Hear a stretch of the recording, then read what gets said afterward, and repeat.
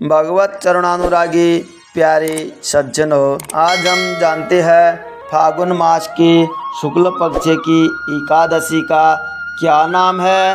इस दिन किस भगवान की, किस देवता की, किस विधि के अनुसार पूजा करनी चाहिए, यह कथा हम श्रवण करते हैं कि एक समय राजा मानधाता ने ब्रह्मर्षि से अनुरोध विनय प्रार्थना किया, हे मुनिवर, आप प्रसन्न है तो कृपा पूर्वक मुझे कोई ऐसा व्रत बतलाइए जिसको करने से मेरा सब प्रकार से कल्याण हो, सभी पापों की समाप्ति हो। तो इस प्रकार जब मानधाता राजा ने प्रश्न किया तो ब्रह्म महर्षि वशिष्ठ कहते हैं, हे राजन, यूं तो व्रत सभी उत्तम है, यद्यपि इनमें सर्वोत्तम आमले की एकादशी का व्रत है, जो फागुन मास के शुक्ल पक्ष की जो एकादशी है उसका नाम आमले की एकादशी है। और इस दिन भगवान नारायण की पूजा आजा करनी चाहिए। और इस व्रत को करने से, इस प्रकार व्रत करने से सभी पाप समाप्त हो जाते हैं। इस व्रत को करने से 1000 गौ के दान करने से जो पुण्य प्राप्त होता है, और इस एकादशी व्रत पूजा विधि से करने से उससे भी अधिक पुण्य प्राप्त होता है। ध्यान पूर्वक सुनिए। वैदिक नगर में वैदिक नामक एक नगर था। वहाँ पर चारों वर्णों के लोग निवास करते थे, ब्राह्मण, क्षत्रिय, वैश्य और शूद्र। चारों वर्ण के परिवार बड़े आनंद पूर्वक रहा करते थे। वहाँ पर सदैव प्रति क्षण प्रति पल वेद ध्वनि गुंजा करती थी। वेदों के पवित्र वाणी सुनने को मिलती थी। और उस नगर में पापी, दुष्ट और दुराचारी, नास्तिक कोई भी नहीं रहता था। उस नगर में चैत्ररथ नाम का एक चंद्रवंशी राजा राज्य करता था। वह नगरवासी भगवान विष्णु के अनन्य भक्त थे। सारे नगर के लोग व्यक्ति भगवान के बड़े रसिक थे, भगवान के बड़े भक्ति में तल्लीन रहते थे और सभी नियम पूर्वक एकादशियों का व्रत किया करते थे। प्रत्येक वर्ष के समान फागुन मास के शुक्ल पक्ष की आमले की एकादशी आए। उस दिन राजा, प्रजा तथा बालक, वृद्ध सबने हर्षपूर्वक आनंद के साथ व्रत किया। राजा अपनी प्रजा को साथ लेकर के मंदिर में गया।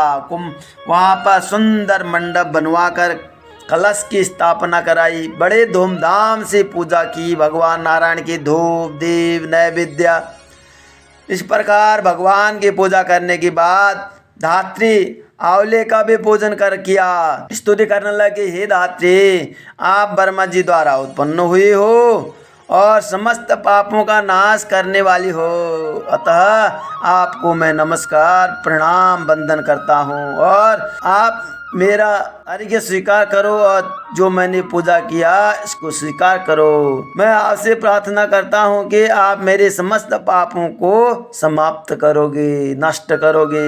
तो मंदिर में सबने इसी प्रकार बड़े धूमधाम से पूजा अर्चन किया और रात्रि को जागरण भी किया। रात को बिल्कुल सोए नहीं, वहाँ पर बड़े आनंद के साथ रात को सत्संग कर रहे थे। इतने में एक वहाँ पर बहेलिया आया जो अत्यंत पापी, दुष्ट, दुराचारी था। वह अपने कुटुंबों का, अपने परिवारों का पालन जीव हिंसा से किया करता था कि जीव को हिंसा करके अपने परिवार का पालन पोषण करता था। उस दिन उसके कोई शिकार नहीं मिला था, अतः निराहार रहना पड़ा।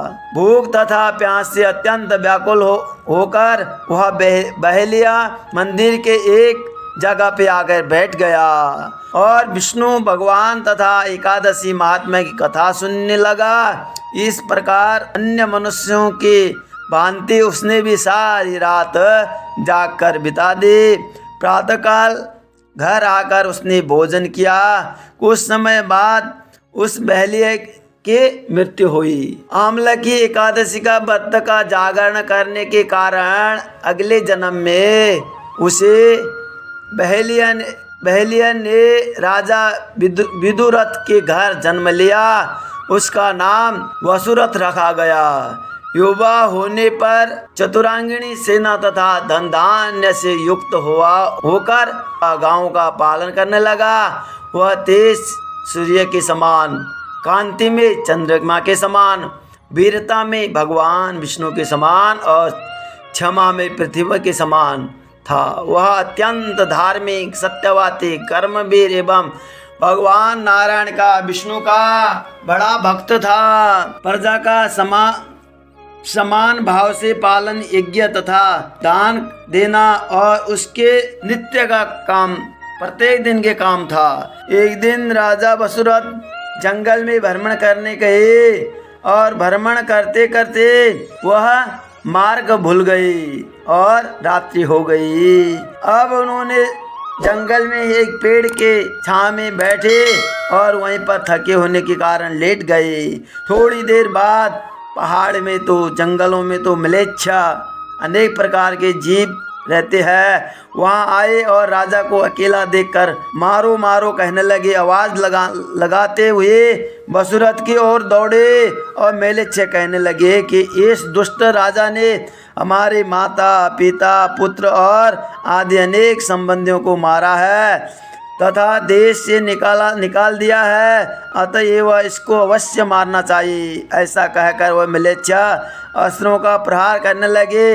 अनेक अस्त्र शस्त्र राजा के शरीर पर गिरते ही नष्ट हो जाते थे और उनका भार पुष्पों के समान प्रतीत होता था कि राजा के ऊपर ये म्लेच्छ अस्त्र शस्त्र मारते थे, परंतु राजा को तो ऐसा आभास हो रहा था कि कोई हमारे ऊपर पुष्पों की वर्षा कर रहा है, क्योंकि जब भगवान की कृपा होती है तो उसे कोई भी कुछ नहीं कर सकता है। कि जैसे कहा है, जाको राके साइया मार सके न कोई, बालन बांका कर सके जो जग बैरी हो। जब प्रभु की, ईश्वर की, परमात्मा की कृपा दया होती है तब तो किसी की कुछ करने पर भी कुछ नहीं हो सकता है। तो इस प्रकार अब म्लेच्छों के अस्त्र शस्त्र उल्टा उनके ऊपर ही प्रहार करने लगे, जिससे वह घायल होने लगे। इसी समय राजा को भी मूर्छा आ गई। उस समय राजा के शरीर से एक सुंदर दिव्य स्त्री उत्पन्न हुई। वह अत्यंत सुंदर वस्त्रों तथा आभूषणों से अलंकृत थी। यद्यपि उसकी बिरकुटी टेढ़ी थी और आंखों में लाल लाल अग्नि निकल रही थी। वह स्त्री म्लेच्छों को मारने दौड़ी और थोड़ी ही देर में उसने सब म्लेच्छों को काल के गाल में पहुंचा दिया। जब राजा सोकर उठा तो इन म्लेच्छों को मारा हुआ देखकर सोचने लगा कि इन शत्रुओं को किसने मारा है। वह ऐसा विचार कर ही रहा था कि तभी आकाशवाणी हुई, हे राजन, इस संसार में विष्णु के अतिरिक्त कौन तेरी सहायता करता है। इस आकाशवाणी को सुनकर राजा ने नगर को चलाया और सुखपूर्वक राज्य करने लगा। महर्षि वशिष्ठ जी आगे बोले, हे राजन, यह आमला की एकादशी के व्रत का प्रभाव था। जो मनुष्य आमला की एकादशी का व्रत तन मन श्रद्धा भाव से करते हैं तो वह सभी कार्यों में सफल होते हैं।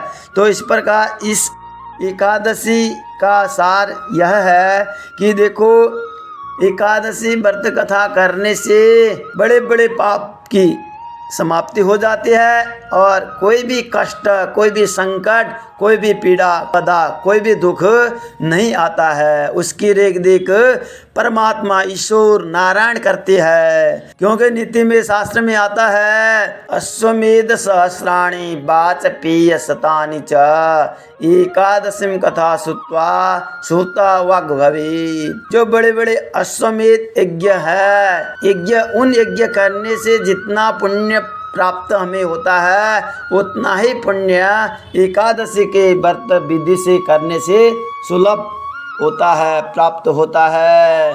तो इस एकादशी कथा को प्रत्येक व्यक्ति को, प्रत्येक मनुष्यों को, प्रत्येक नर नारियों को अवश्य करना चाहिए और इस प्रकार व्रत भी करना चाहिए, कथा श्रवण भी करनी चाहिए।